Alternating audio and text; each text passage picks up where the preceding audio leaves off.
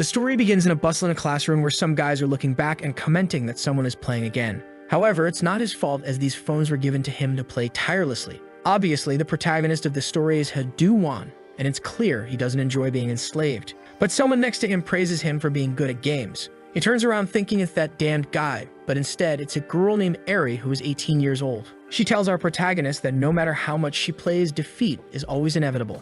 Our boy feels embarrassed because everyone at school is somewhat attracted to her. Eri tells him that she's betting with her friends on who can get the highest score in that game, but the poor girl is in last place. Then the protagonist asks if she wants him to play for her too. Embarrassed, she replies that she didn't need it since he seems busy. He makes a joke saying his motto is that life is a game. So every game you get good at becomes useful for your life. The girl is confused and says she doesn't think it means that. The two are happily chatting until her friend appears and asks if the protagonist is her friend. Eri says no and mentions she was waiting for her. Her friend then invites her to eat and she leaves, waving goodbye to him. Our boy thinks she's out of his league. However, on her way out, the girl waves again and calls him by name, making him happy to know she knows his name. But in this distraction, one of the phones he was playing on had his character die. And worse, he received a death penalty and lost the King of Justice's sword. The protagonist thinks it was a collectible weapon and Shu's favorite. However, his thoughts are interrupted when he bangs his head on the table. The guy even warns him that he told Dawan not to take his eyes off the screen. Our boy, mashed against the table, apologizes and says he will get his sword back.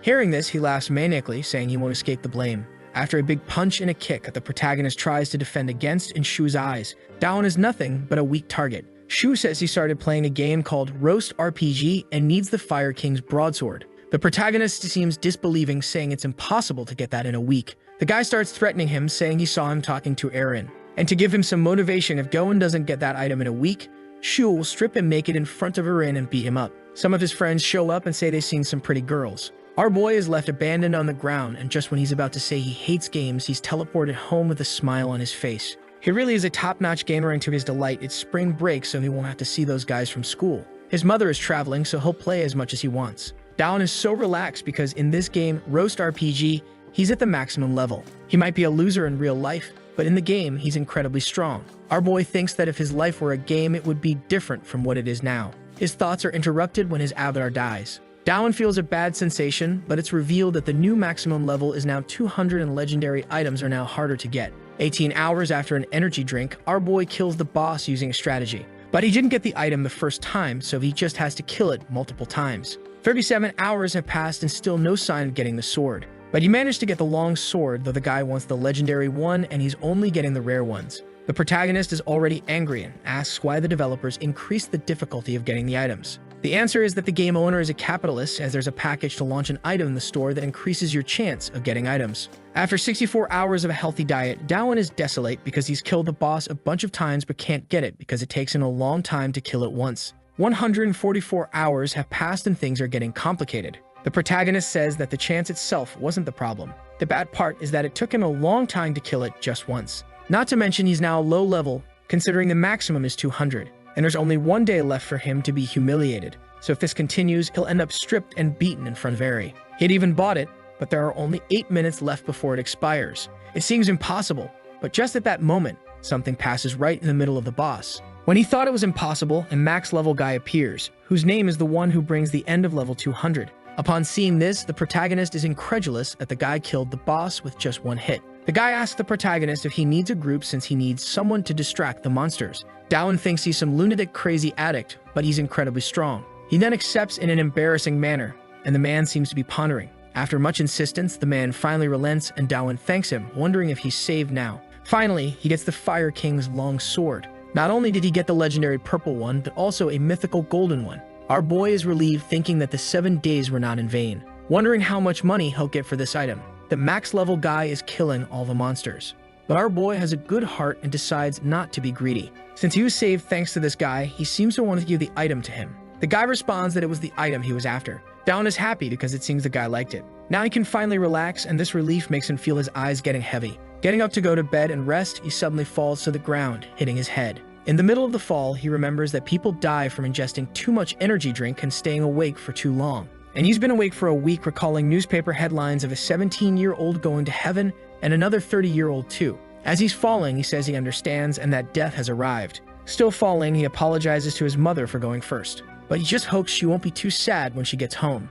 almost hitting his head and angry because he's going to die because he was playing for someone else. Finally, his head hits the ground and the screen goes black. When it's possible to hear, some voices are talking and a message appears. Calling him the protagonist, the voice says his class will be decided after analyzing his personality and life patterns. The analysis is complete and he is in the normal class of impotent gamer slave. Our boy is confused, but the system asks if he accepts. He thinks about the word accept and questions what it refers to. However, the system recognizes that he said he accepted and says, "You will be transported to the coordinates constructed by the administrator." Suddenly, he is taken back to the past, to that moment at the beginning of the story where he was playing for everyone. He looks back and everyone is talking, wondering if he's back in class. It was at this moment that Eri waved goodbye to him. But this time she found it strange because Dawan seemed to have a somewhat somber expression. But apparently she doesn't care because she thought that and ran off. The protagonist is paralyzed because he thought he had died. When he looks ahead, the system window appears and he wonders if it's a dream. The system announces that he is the character Dawan of the impotent gamer slave class.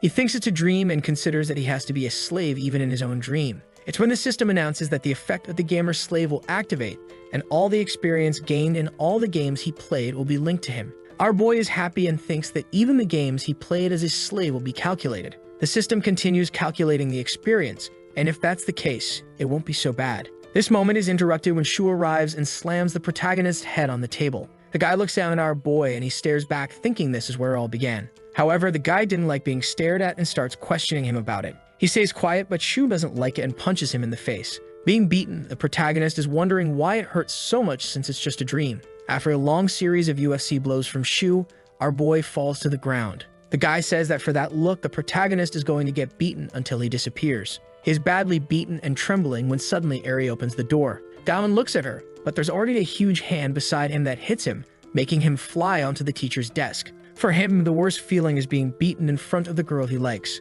Eri screams at Shu to see if he'll stop hitting the protagonist, but the crazy guy doesn't stop and continues hitting Dawan with several blows. Seeing that talking is useless, she runs towards Shu and grabs his arm to make him stop. But the madman grabs her by the hair, and seeing this, the protagonist tries to help her, but the voices in his head paralyze him.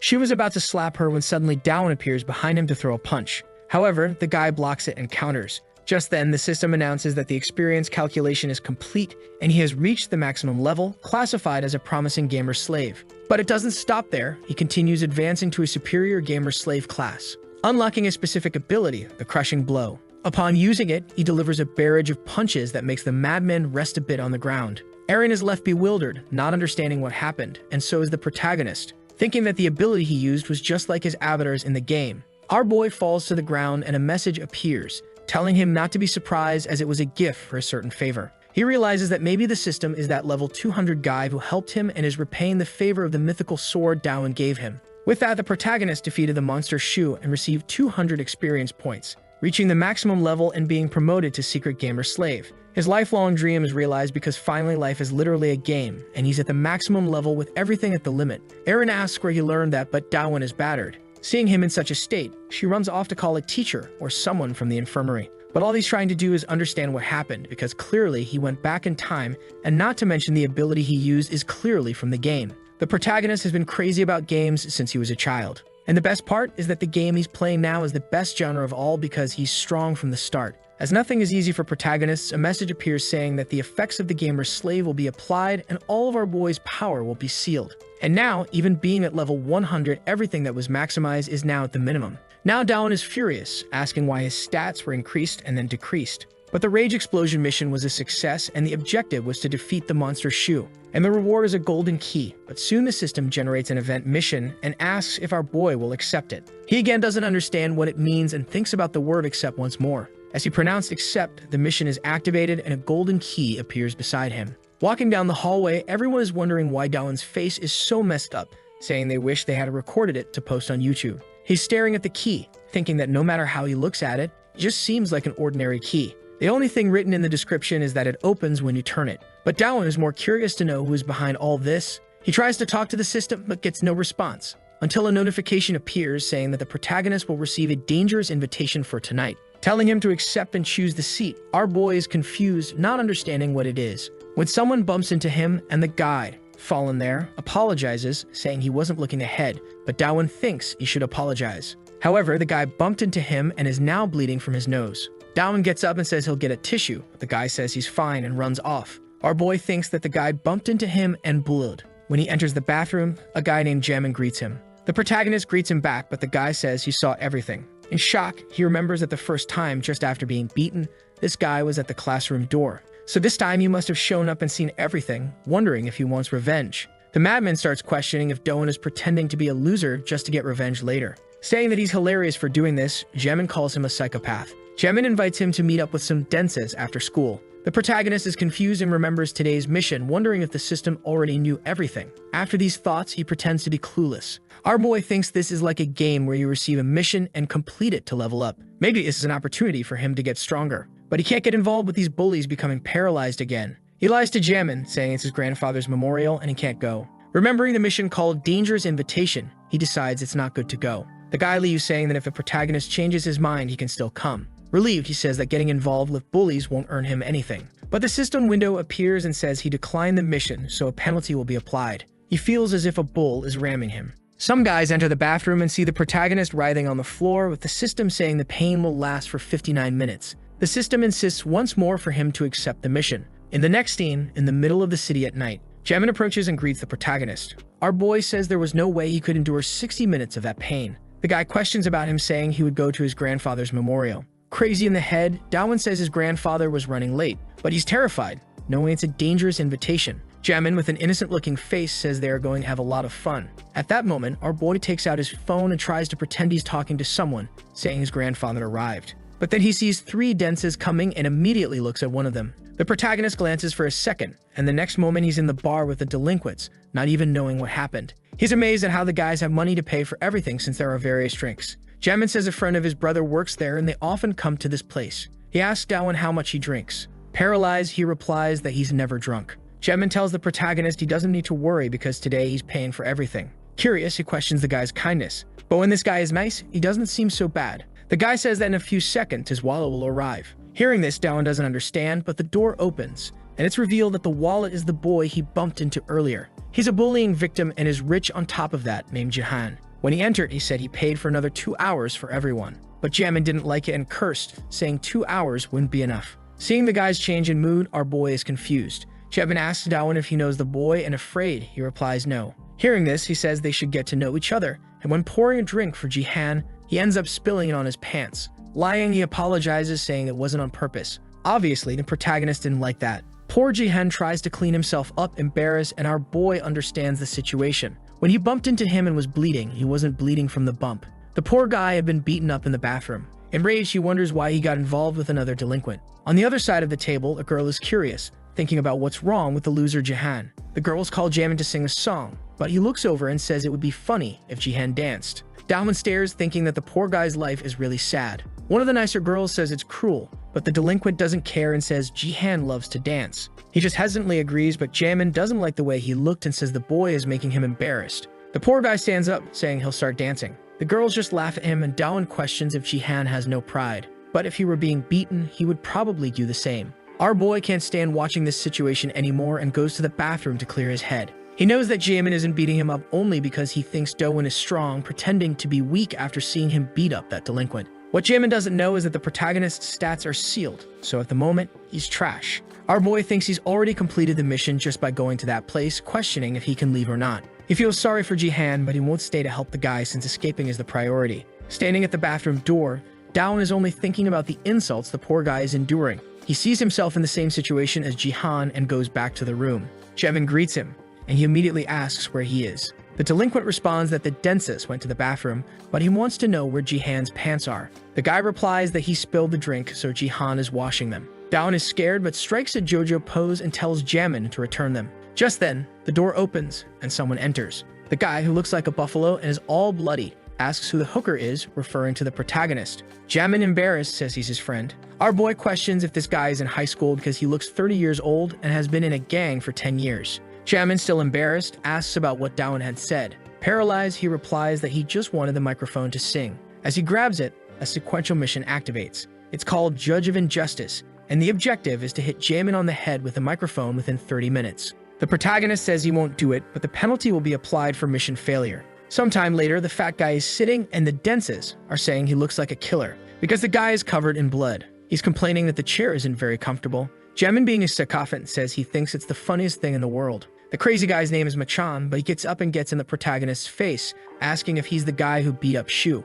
He is paralyzed, but Jamin says our boy is amazing. But Machan doesn't believe it, saying he looks like trash. However, Dawn is thinking that he doesn't want to hit Jamin, but also doesn't want to fail the mission. And if only he had the crushing blow unlocked, the story would be different. With 15 minutes left before the mission fails, Jamin asks Dawan why he did nothing when they humiliated him. Hearing this question, he is at a loss for words. But the delinquent says he doesn't want to keep at it and called him here to propose a partnership. It consists of our boy joining his group to dominate the Guan district. He initially refuses, but Jamin offers him benefits like drinks and cigarettes. Additionally, the Denses will also be part of the benefits, and this last offer is irresistible. But Dawan doesn't want to get involved and says he doesn't want anything in particular. He just wants to play his game in peace. Jamin then asks if he wants to continue being a slave and also offers to help him get revenge on those guys who humiliated him. The protagonist is thoughtful about the offer for a moment, wondering if he really can. Jamin says he'll go to the bathroom to give him time to think about it. Dawan starts thinking that he got this system to get out of this life, and that now he'll be one of the popular kids.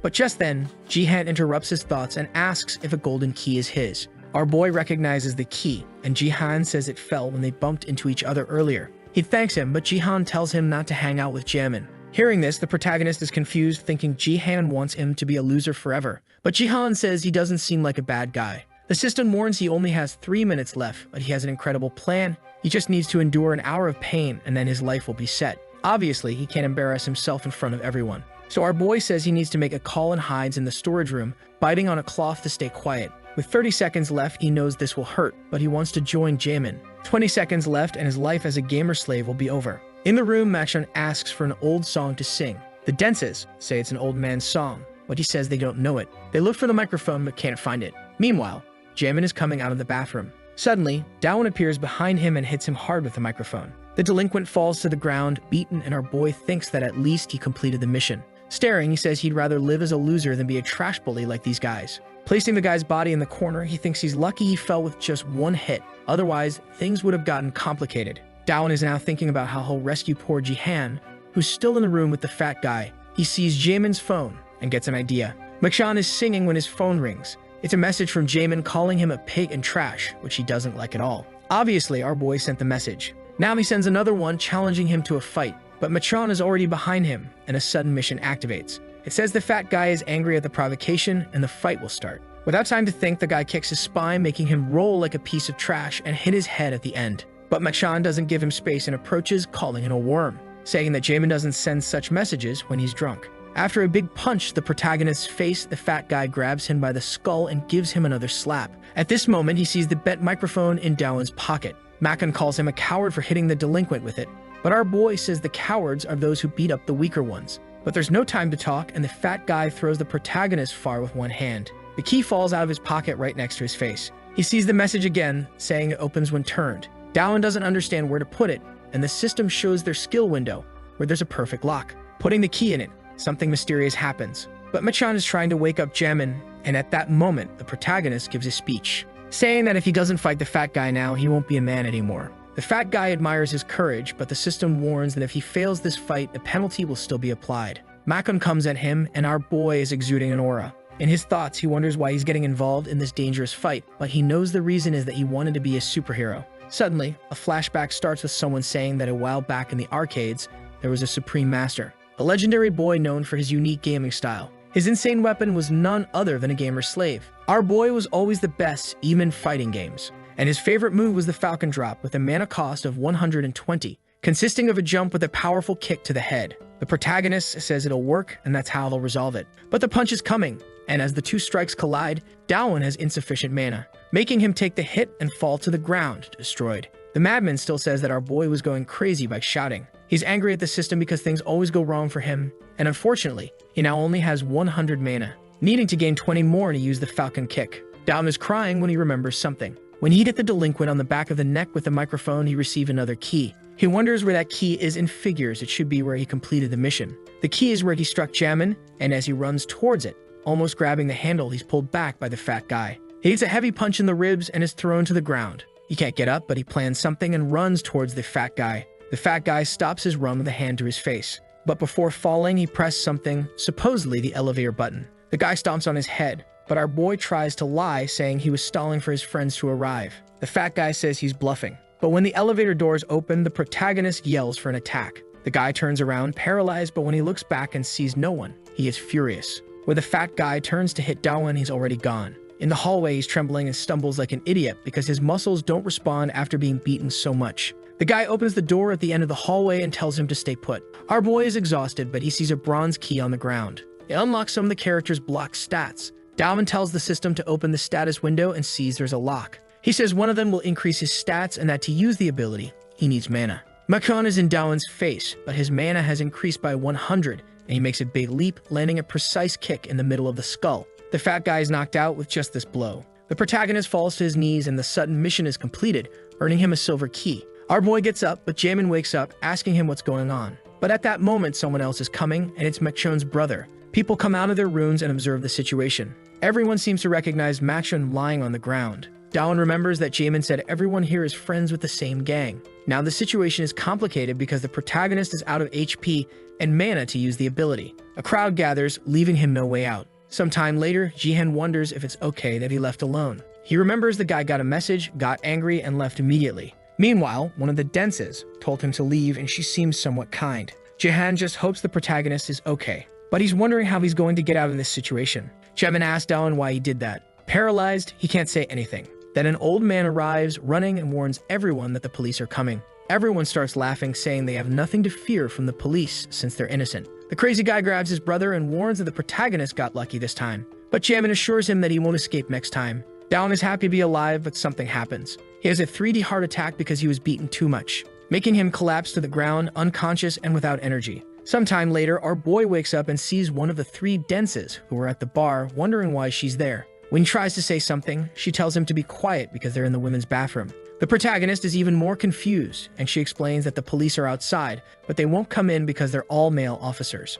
He wants to know why the police arrived just now. The girl says she reported that they were selling alcohol to minors at the place. The protagonist doesn't understand and asks if she did it to save him.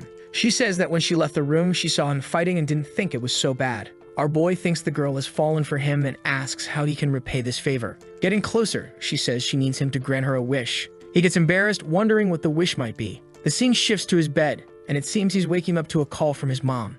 She starts scolding him for not keeping in touch. Apparently, the protagonist slept for 3 days because of the abilities he used. Not to mention it was the first time in his life he fought, and it was against 3 bullies on the same day. Now that Dawan is awake, the first thing he needs to do is contact the guy who helped him farm in the game. However, the guy's name doesn't exist in the game, and unfortunately, the system doesn't give much help, so he knows he'll have to learn everything on his own. He has 3 things in mind. First, that obviously the system is like a game with levels, attributes, and classes. Second, the bullies are like monsters he has to defeat to get stronger. And you get stronger using the keys. The bronze key increases stats, the silver key grants passive abilities, and the gold key grants active abilities. His first ability, the crushing blow, was sealed after he lost his attributes. Besides all this, there are penalties, but the biggest problem now is that Jamin's entire group has turned into his enemies. But the protagonist says he has plenty of time to think as someone rings the doorbell. He thinks lunch has arrived and goes to answer happily. But as soon as he gets to the door, a mission activates called The Boy Becomes a Man,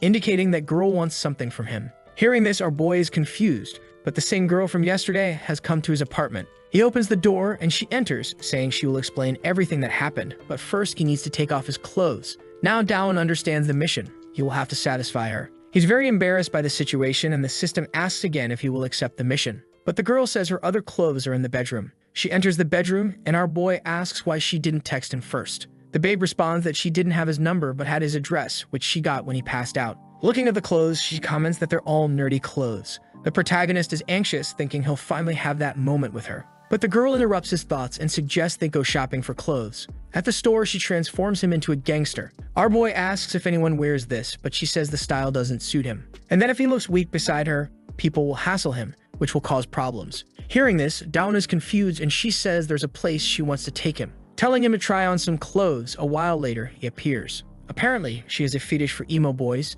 so he completes the first mission but already receives the second. It involves him offering a meal to the girl. The protagonist feels like it's a game, he's just following the commands, and it's not hard to talk to the woman. He thinks this until he's face to face with her at the restaurant, not knowing what to say. Embarrassed, our boy asks her name. The girl says it's Asai Yen, and he comments that it's a beautiful name. In the next second, the conversation dies again. Then she asks if he wants to know something, but changes her mind and says they'll see each other enough to learn everything about each other. Hearing this, he's confused about the part where they'll see each other a lot. But the missions aren't over, and the third is to take her to the movies. The fourth is to spend time with her at a cafe. The fifth is to sing a song for her, and Dawon is questioning why the missions don't stop. Finally, the sixth is to show off his moves at the arcade. In this mission, he's spectacular and confident, saying after sweating a lot, "This is the breath of a hot man." The nerds are impressed, and the protagonist sees that she's eyeing a claw machine and goes towards her. He comes back with several plush fish for her because he's the king of the arcade. Dawon sees her standing in a corner and runs to deliver them. Shouting her name, suddenly a guy appears and pulls him by the hair. The madman asks who the protagonist is to be shouting the girl's name so passionately. Confused, he doesn't understand what's happening and doesn't respond. Two babes approach and ask who her boy is. At the same time, the guy says he thinks Dawon looks familiar. Seeing this situation, Sai-Yan tells the guy named Kang to let go of our boy. The guy apologizes and lets him go, making him fall to the ground, thinking the date was too good to be true. But the protagonist is scared that the guy will keep provoking him and he'll receive a mission. Kang asks who he is, and Sai-Yan responds that he's her boyfriend. Obviously, Dawon is paralyzed, but Sai-Yan leaves with him, saying their date was interrupted. Kang is left desolate despite being with two girls. Our boy walks through the city, still incredulous that he was called a boyfriend. Then she says they've arrived and he thinks it's a hotel. But the system tells him to complete her final wish. They enter, and she calls the elevator to the 7th floor. Our boy knows the 7th floor is the motel, so he is anxious but also scared. He says they're moving too fast, but she tells him to be quiet and that she'll take care of everything. When the elevator arrives, Dawon notices all the rooms are closed and asks why they're there. But when he looks ahead, he sees a meeting happening. At the front, someone bangs a judge's gavel to silence everyone. They say today's meeting is about someone who caused casualties on their side. Clearly, that person is the protagonist, with some of his information displayed on the wall. People say he looks very normal and that it's impossible he beat everyone. Our boy is terrified and asks Sai-Yan what's happening. Suddenly, the person asks who wants to eliminate him, and everyone raises their hand. The system appears, saying their real man enjoys the thrill of risking his life while escaping crisis. And the best part is that for each of those missions, he'll receive a key when he completes the final one. The protagonist is not confident at all, and the judge up front bangs the gavel, concluding the case. But Sai-Yan shouts, suggesting they move on to the next agenda item. To avoid being revealed, our boy turns his back. The guys don't know who she is, and the guy with glasses asks if she means the election for a representative. Dawon is incredulous at the situation, and Sai-Yan says he's right and she brought the perfect candidate. Grabbing the protagonist by his shirt, she reveals him to everyone. Apparently, the crowd doesn't lose control upon seeing him, but they say they're unsure if it's worth electing someone who harmed them. But she says Dawon beat 3 people in one day, which is proof he's qualified. Some crazy guys ask someone named Sung if beating up friends counts as a qualification. Sung says she's not wrong if they got beaten, they deserved it. The protagonist is desperate and tells Sai-Yan he doesn't want to join this group. But she tells him to think carefully about the situation because everyone is hunting him. But if he becomes president, no one will do anything. The protagonist agrees and thanks her for her concern, but she interrupts, saying she didn't do it for him. She just doesn't want another jerk to get the position, so she prefers it to be Dawon. However, the elevator opens and he looks back to see the guy who knocked him down earlier. The madman glares at Sai-Yan and asks why she didn't tell him the election was today. Looking at the protagonist, he says he found him suspicious and grabs him by the neck. Our boy tries to surrender, but the guy doesn't want to let go. The man with glasses tells them not to cause chaos. He asks if the protagonist is really going to be the new representative. Hearing this, Kang says he's going to be a representative. Sai-Yan doesn't seem to like this, and some suggests resolving him a certain way. Dawon wonders what way that is, but everyone starts to get up and walk toward him. The delinquent approaches because their battle ends when one declares defeat or is knocked out, and the winner gets the title of representative. The protagonist thinks he doesn't want to be a representative, but will get beaten up to become one. The guys warn that if he loses, he'll need to sleep forever since the first agenda item was about him. The guy mocks Sai-Yan, apologizing for having to beat up her boyfriend. Suddenly, our boy is soaring through the air, ready to deliver a powerful kick. However, Kang blocks it. Dawon is in trouble because he no longer has enough mana to use the ability again. The guy says he was scared, and the protagonist is too because he used it on Machun, and it knocked him out instantly. In a split second, the madman appears behind our boy and applies a chokehold. He begs to surrender, but Kang says surrendering won't save him. He'll only let go when Dawon passes out. The protagonist then remembers him from a summer 5 years ago. He was in the same situation, except the madman was fat. The guy used to choke him while eating in the bathroom and even in front of everyone. Because of this, everyone thought our boy was weak and afraid of girls. Back in the fight, Dawon is lying on the ground thinking Kang should have died of diabetes instead of losing weight to become more attractive. Our boy is even angrier because he doesn't want to lose to this guy. But everyone is doubting him, saying he has no chance of winning this fight. The protagonist starts to think, wait, what are my chances of winning since my strongest ability was blocked? And against the delinquent's chokehold, He can't do anything except beg to be released. Kang looks around and declares himself the representative, but Dawan stands up right behind him. Kang just laughs and asks if he wants to die. But our boy has gone psychopathic and says from now on, he'll destroy him with punches. Throwing his jacket to the ground, he charges and throws 1,000,000 punches. But unfortunately, the guy doesn't feel a thing. 7 hours ago, after defeating Machan, he got the silver key, unlocking a new passive skill, critical attack. When attacking, there's a 1% chance to inflict a critical hit that ignores any defense. Our protagonist was interested, and not to mention, it doesn't use mana. So it can be activated at any time, but the only downside is the 1% chance. At least in his head, if he hits 100 times, one has to be critical. Back in the present, he thinks he has no choice but to keep throwing a bunch of weak punches until the critical attack activates. Sion doesn't want to see the protagonist embarrassing himself, but the boy is confident because he's already thrown 75 punches.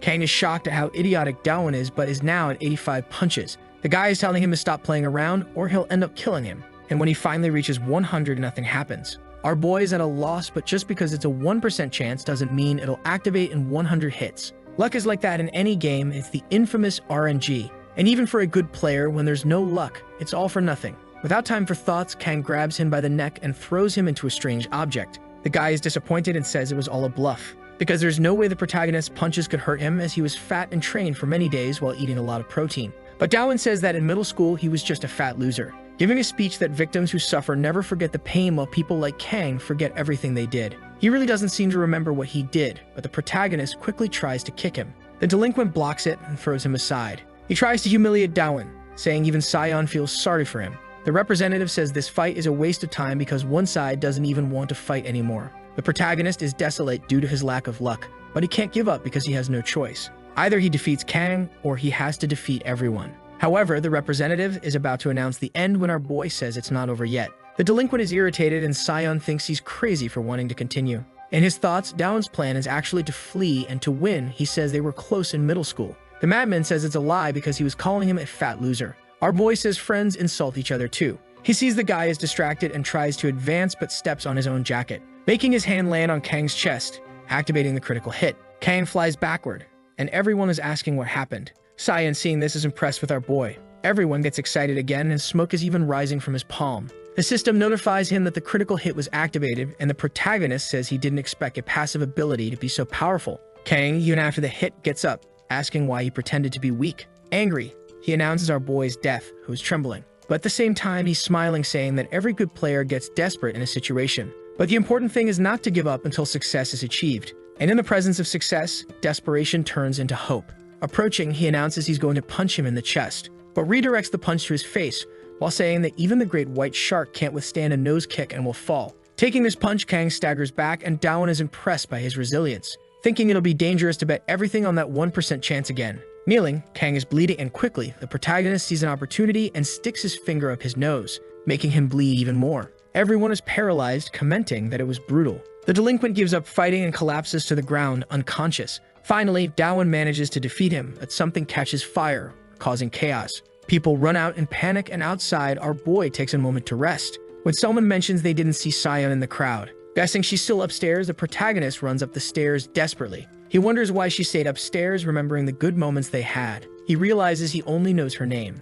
Opening the door, a guy with glasses is putting out the fire and asks what our boy is doing. He tries to play it off, saying he came to ask if he could leave. The guy carries Kang and says the next assembly date will be announced, and for now, the protagonist is the representative. Walking back home, Sion says she knows it must be confusing for him, but she has a reason for all this and asks Dawan not to worry. He thinks about it and figures it was good in the end because it was either this or being hunted by everyone. Our boy takes her home and says he only has one plush fish left from the arcade. She coldly asks what that means, and he responds that he saw her looking at it, but she says she was just looking at a wanted poster on the machine. The information is about a claw machine cheater with some details about the criminal. Our boy is crushed inside, but she thanks him for earlier. He's confused, and she says it was for running back to save her. Embarrassed, Dawan thanks her, and the system notifies him that he completed the mission, and the reward for completing the 8 missions will also be given. Seeing the reward, the protagonist is paralyzed, but the reward is not shown. The next day, his vacation is over and he's finally returning to school. Our boy arrives early to set up his slave setup. He needs to get there before everyone else, and when he gets to the classroom, it's just him and one other person. Sitting at a desk, Dawan notices the person in the room, revealing that his name is Han Unsung. Our boy finds the name familiar, knowing he's one of the bullies. The guy tells him not to be scared, saying those aren't the actions of a representative. while insinuating that this would be the perfect time to deal with the protagonist. Hearing this, he becomes desperate and tries to get out of the situation by saying they're in the same group, but Han asks why he wasn't discarded. He responds that he's the representative, and the guy agrees. Han explains that in their group, fighting against each other is a rule, and that's how they decide the order of power. He's preparing to give the famous cheek slap to the protagonist, but he just taps him on the shoulder and says he's not interested in that rule. As he leaves, the delinquent says no gang member will hurt Dawan. Sometime later, he's exhausted in his chair. The day has barely started, and the protagonist irritated a second-year madman. But he's noticing something strange. He doesn't understand why no one is making him play. Not to mention the classroom is very peaceful. Usually, the semester starts with a lot of fighting and everyone keeping their heads down to avoid getting beaten up. Because until a hierarchy is established, people will get beaten up, the famous law of the jungle. The protagonist leaves the room and heads to the bathroom and unexpectedly encounters Jamin. Remembering he hit him, Dawan quickly tries to apologize. But surprisingly, the delinquent starts acting friendly towards him. Jamin desperately makes an excuse to leave. Back in the classroom, our boy is thinking that no one will really bother him. His dream is to live in peace and quiet, and now that it's finally starting, he should be dying of happiness. However, Dawan feels uncomfortable with everything, remembering that the system made him face various bullies and now he's even part of them. He's wondering what the purpose of all this is, but his thoughts are interrupted when someone says he's not playing. It's Eri who hands him a gift. She says it's a thank you gift for helping her in the game. He accepts, but when he opens it, he finds a live octopus. Eri explains that octopus is good for recovery and vigor, which is why she bought it. The octopus wriggles and he comments that eating it alive is even better. Their moment is interrupted when someone throws a phone on our boy's desk, demanding that he plays for him. Eri asks who the guy is and Dawan doesn't know but refuses to play for him.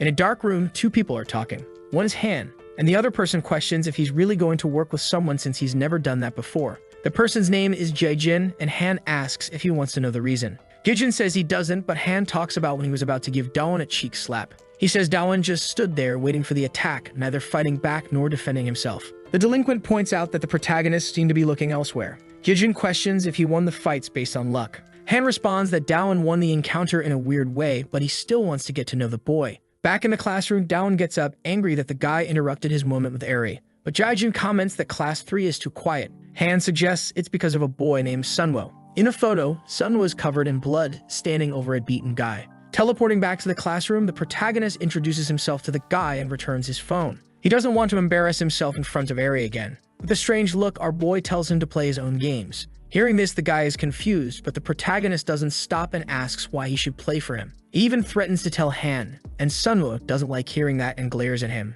Our boy is scared, but the guy apologizes and takes his phone back, saying he heard Dawan like playing, but Dawan responds that he doesn't, and as the conversation ends, he looks back waiting for Eri's reaction. At break time, the protagonist is eager to see her, but Sunwoo stands up and grabs his arm. However, it wasn't him, it was actually Jihan, and the guy had just walked away. He was getting in line to eat when a crazy guy ran up and stopped in front of him, arguing that since he's in the 3rd year and Sunwoo is in the 2nd, he shouldn't eat first. The protagonist is surprised to see Jihan in the same room as him, but he interrupts saying our boy can't talk to Sunwoo like that. Dawan responds that Sunwoo didn't seem like a bad person, but Jihan says he doesn't hurt others without reason and doesn't care about hierarchy, saying the guy seems calm, but when he gets angry, the situation changes. Back in the cafeteria, Sunwoo glares at the guy and insults him. The guy didn't like the offense and charged at Sunwoo, but Sunwoo easily dodges and delivers a powerful blow to his ribs. The guy tries to punch again, but Sunwoo sidesteps and hits his shoulder and ribs twice more, after a series of punches from the buff guy, which Sunwoo easily evades.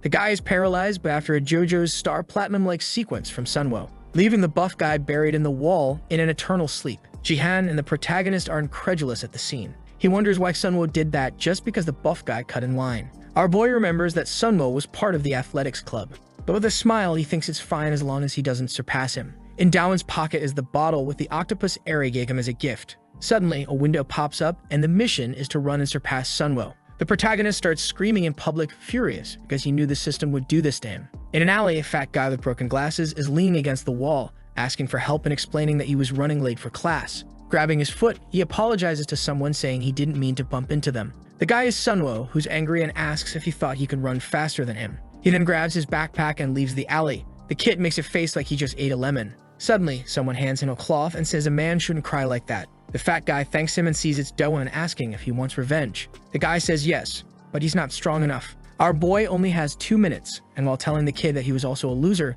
he feels an old sentiment returning. He tells the guy he doesn't have to be afraid and that from now on, Sunwoo won't act like that anymore. The protagonist promises to take care of Sunwo, but the fat guy doesn't look very confident. According to several keys received 6 days ago, in a flashback after saying goodbye to Sayan, a system suddenly appears, stating that the mission "The Boy Becomes a Man" was completed. Dawn is startled, but the reward consists of 1 gold key and 4 bronze keys. However, the system warns that the keys can only be used in sequence. Our boy thought you would use the keys in sequence even without the warning, but he knew that the bronze key unlocked attributes instead of abilities, so he had the idea to save the keys for when he needed to face someone. He had to hold back the urge, but he managed to resist. Back in the present, the protagonist asks the kid if he knows Sunwo's weakness. The fat guy says no, so our boy runs out of one alley and into another, feeling like his heart is about to explode. But without time, he opens the status window. He uses the gold key, praying for something useful. What he receives is an ability that targets someone's blind spot and costs little mana. At least now he can use an ability without worrying about running out of mana. But he still needed mana, so he used a bronze key for that, receiving 100 more mana.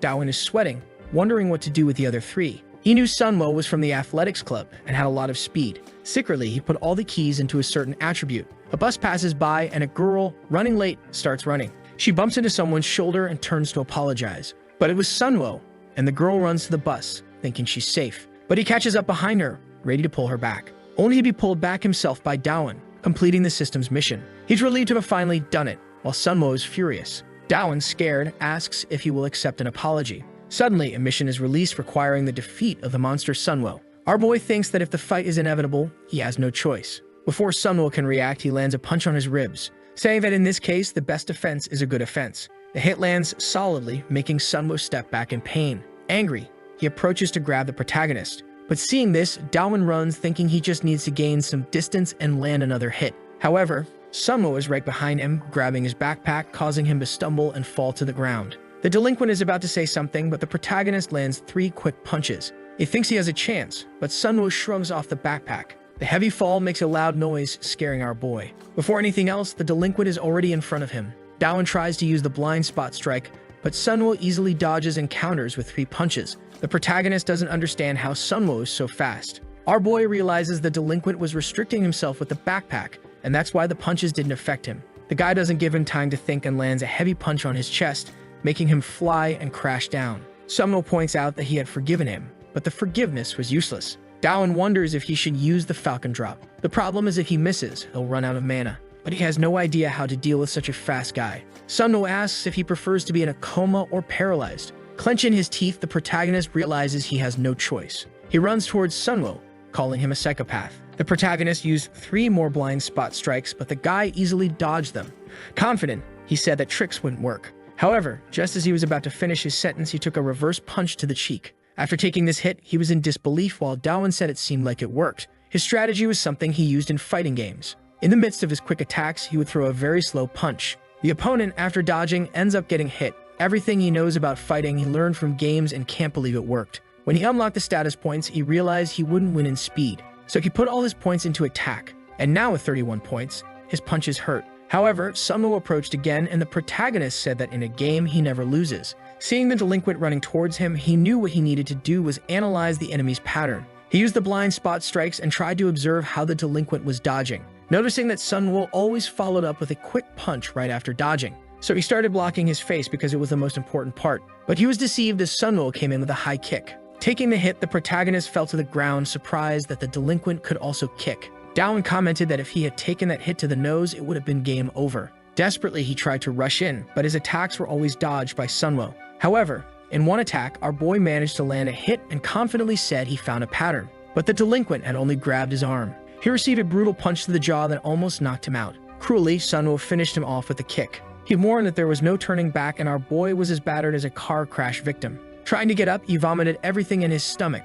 Trembling, he thought he couldn't move his body properly. Sunwo was approaching and the protagonist knew he had to do something quickly. He opened the system looking for a solution and saw he only had 92 HP and 40 mana. He could use the quick blind spot attack, but he noticed something that caught his attention. As Sunwo was coming in for the penalty kick, a bolt of lightning struck from the ground and Dawan hit him in the Achilles tendon. The delinquent felt the pain, giving the protagonist confidence.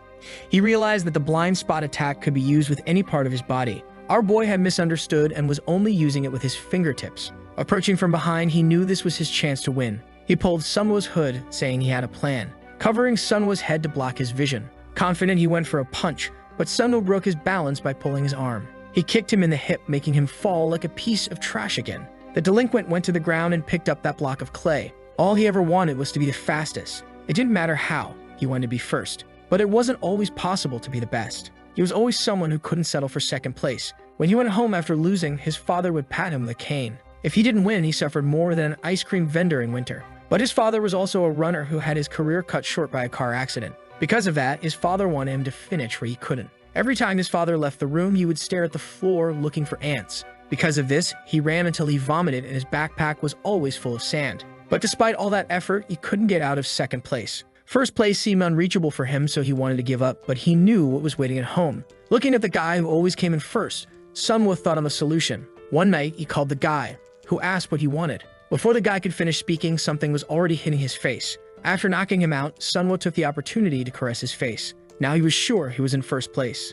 Back in the present, Sunwo warns Dawon that he left someone in a coma, but he noticed the boy was losing his mind. Raising the block, Sunwo said he got away unscathed because of the laws. But there was something in his hood. The bottle that held the octopus was empty, and now the octopus was on Sunwo's head. And the Slee Dawon was smiling because at the beginning of it all, when he pulled the delinquent from the bus, he placed the octopus there. Sunwo grabbed the octopus and squeezed it, not knowing what it was. He threw it away, saying he never imagined something like that would happen. But there was something dripping from his head, and when he touched his eye, he dropped the block, wondering what it was. Our boy said he was stupid for squeezing the octopus so hard. Now with his vision blocked, every point was a blind spot. He rushed forward to land 2 elbow strikes. Sunwo, with his hand over his face, couldn't see anything. The protagonist gave him an overhead whip strike, mentally thanking Eri. Suddenly, he crouched down and then launched himself up, headbutting Sunwo in the chin. This made Sunwo fall to the ground like trash. With that, the mission was completed and the reward was several keys once again. Happily, the protagonist extended his hand to grab them.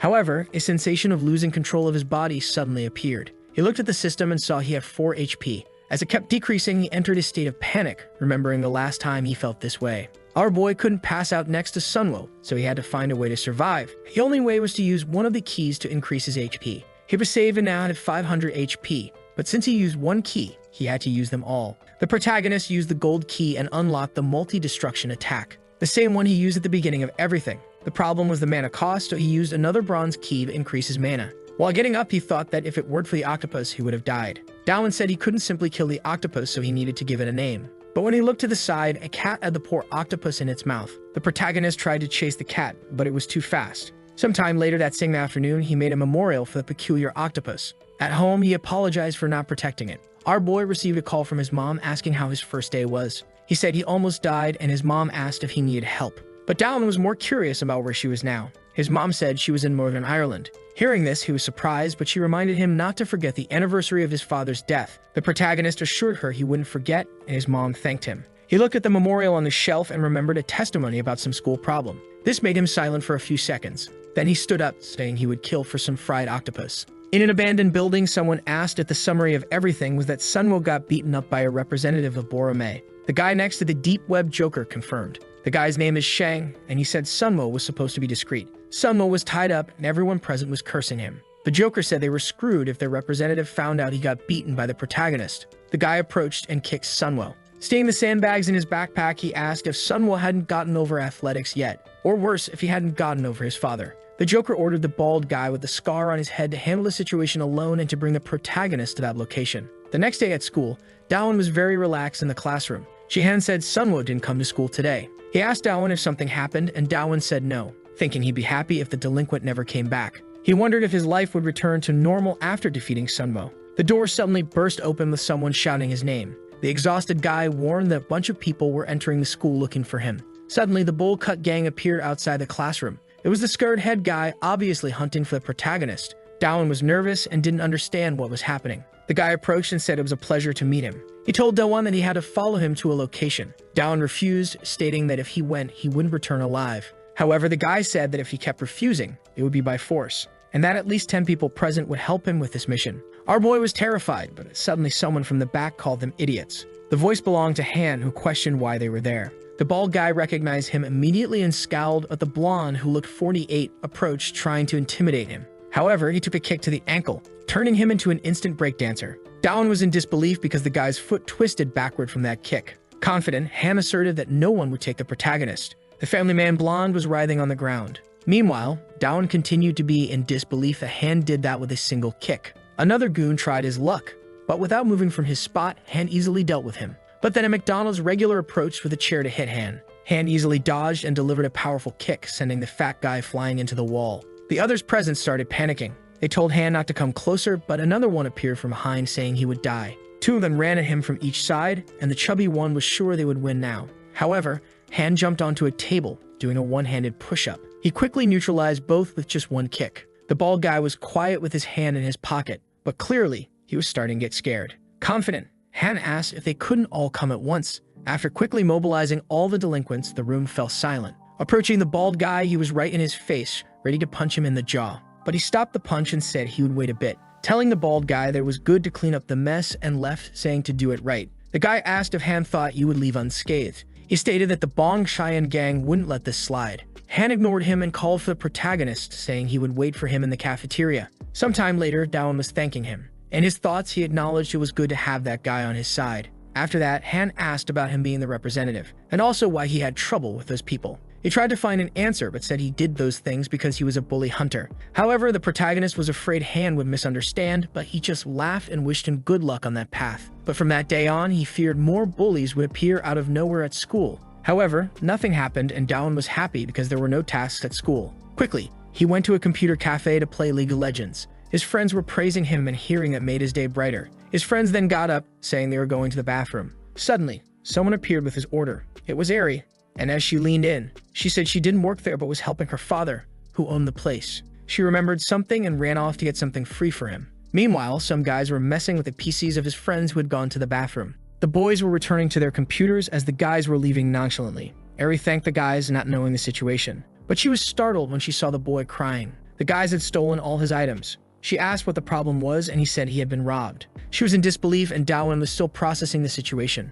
Ari asked if he had any clues who did it, and he replied that yes, but they didn't know they were doing it. The boy, crying, asked the protagonist if he could help him. He was scared and wondered what he could do to help. However, the system activated a mission to eliminate the 4 thieves. The boy and Ari were begging the protagonist to do something, but the system notified him that since it was a secret mission, the reward would be special. In another part of the city, the guys were talking about putting everything they stole up for sale, commenting that after that, they could go for some drinks. But what he got was a blind spot punch to the back of the neck. The protagonist declared he wouldn't forgive them for their theft. All of his motivation came from knowing the reward was dating Ari. With a big smile, he was confident. However, he didn't know what to do after knocking down the first guy. And worse, the guy didn't fall, wondering what happened. Before looking at our boy, commented that he was just a high school kid. At that moment, Dowan had the brilliant idea to run away. Obviously, the guys chased him as he headed towards a dead-end alley. When one of the delinquents arrived, the protagonist wasn't there. The rest of the guys arrived and asked their friend if he was there. However, amidst everything, there seemed to be a trash can. They approached, but they didn't know Dowan was on the staircase.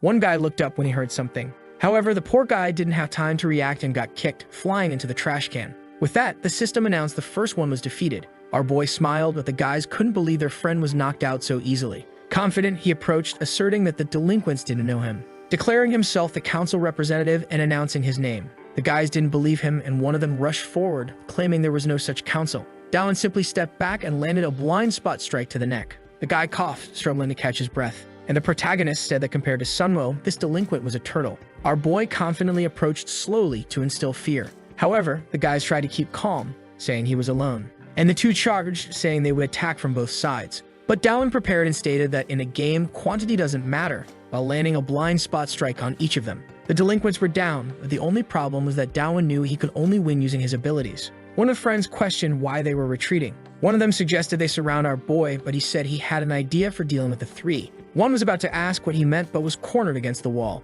With the 3 together in one corner, the protagonist activated the multi-destruction attack, causing the 3 to collapse into a pile of bodies. Dowan couldn't believe it, commenting that the ability was just like when he fought Sunwo. And just like in a game, our boy had a breakdown, saying he couldn't lose his humanity. One of the guys on the ground wasn't unconscious and was begging for mercy. The protagonist observed him and dusted off his jacket.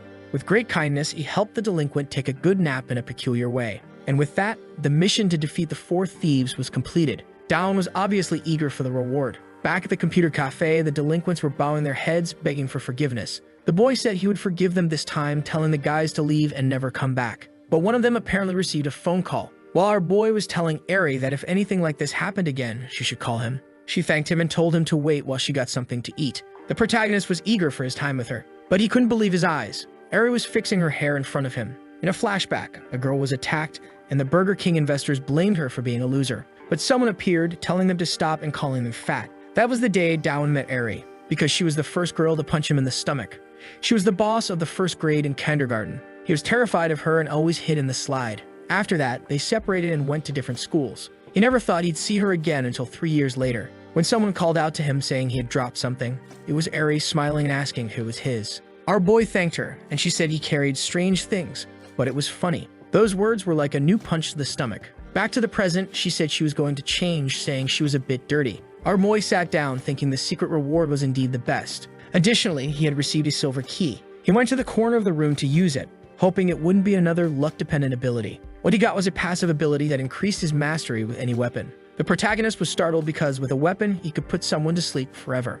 However, the description showed it only activated against someone else who was armed. Suddenly, Eri appeared, asking what he was doing. Dawan was embarrassed, seeing her wearing shorter boots and a longer dress. She wanted to know if it suited her. Of course, he agreed, saying yes while thinking life was beautiful. She asked what he wanted to eat, and he responded that he wanted to eat something strange. However, Eri suggested eating something even stranger, and at the restaurant, the food looked like someone's innards. She said it was a type of mint chocolate, and our boy was in disbelief. He didn't know how he was going to eat it, but the girl asked if he didn't like it either. Immediately, Dawan started eating, saying it was impossible to resist such a delicacy, claiming that thanks to the mint, he didn't even need to brush his teeth. He was happy as long as he was on a date with her. Thinking back to the system, it was the second time he went out with someone. He found it strange that the system had given him this date. So Dawan asked if she wasn't planning to take him somewhere strange today. Awkwardly, she said yes, affirming that there was a place she wanted to take him. Suddenly, they were in a place with a strange dialogue. However, the mischievous duo was playing a balance game. Our boy was desolate while the girl was very skilled. She explained that she wasn't good at other games, but in this one, she was unbeatable. However, seconds later, everything collapsed. Later, they played a game where you could detect the other person's lies. They were asking silly questions until the protagonist decided to be decisive. He asked her if she had a boyfriend. Seeing her hesitate, he prayed that the answer was no. However, she replied yes, and desolate, he thought a woman like her couldn't be single. Suddenly, she said that it was actually a lie, stating that she was just testing the machine, so they continued playing various games. In the middle of the city, the guys who got beaten up were looking for him. A friend beside them said they didn't need to worry because they would find him, but one of the beaten guys was foaming with rage. However, the scarred guy said he would take care of that kid. Meanwhile, Dawan and Eri were leaving the game center. Smiling, she pointed to something, asking if he wanted to try it. At some stalls, there were some teddy bears and a guy was talking about the hammer game. After Eri missed 3 hits, it was the protagonist's turn, confident he could win the bear for her. He knew very well there was a strategy to win it. It involved extending his arm and perfectly aligning the distance, using his shoulder to initiate the movement and hitting perfectly vertically. He smiled, saying that winning that bear would make the date perfect. Dawan was about to swing the hammer when he suddenly stopped. He couldn't believe what he saw in the system. A mission was to hit her on the head with all his strength at the 5-minute limit. Our boy was paralyzed while she wanted to know what was happening. The reward was a dungeon map. He thought this was something that appeared when he had to defeat bullies. The girl was looking at him, questioning what was wrong, but he didn't know what was happening. The protagonist knew very well what would happen if he didn't complete the mission. He gripped the hammer tightly and hit the wooden board, but he missed, and she said he had 2 more chances. He was getting desperate when he heard someone in the background talking about another prize. Our boy turned because he heard something about a toy hammer. He grabbed Eri's hand and told them to run over there. She complained, saying she still had 2 more tries, but they arrived, saying they wanted to participate now. The game was simple. They would play rock, paper, scissors, and the loser would get hit with a toy hammer while the other person protected themselves with a pan. Eri asked if he was excited because of the game, and awkwardly he said yes. Obviously, because there were only 3 minutes left on the system. In the first round, Dawan won, and when tried to hit her, he missed. He won another round and gave her another hit, but she managed to defend herself again. It was her turn, and now she hit the pan. The bastard had no idea how she was so good at it. The vendor said they were amazing and Eri was radiant, saying she found another game she was good at. There were 9 seconds left for the mission to end. And before the round started, the protagonist grabbed the hammer and hit her on the head without hesitation, leaving all the onlookers incredulous. After the hit, the hammer was bent, and the system said the mission was completed. Someone handed him the prize, congratulating him. He went to return the hammer, but the guy said it was broken, so he would keep it. On the way home with Eri, there was silence. Our boy was sweating cold, thinking he should have lost that mission and accepted the penalty. Embarrassed, he asked if she was mad. Surprisingly, the girl was laughing, saying the more she thought about it, the funnier it was. Wiping away her tears, she said she'd never been hit that hard before. A bit confused, our boy asked if she wanted to hit him back, but she said no. Ari said her father was calling and she had to return to the store. As she left, she mentioned she had a great time today, commenting that it would be great for them to have another date. With that, she left, saying she'd see him at school. When someone's placed a hand on his shoulder and asks when he's going to leave a like in this video to help Mamoru make more juicy content for his viewers, activate the cheeky little bell, and I'm out.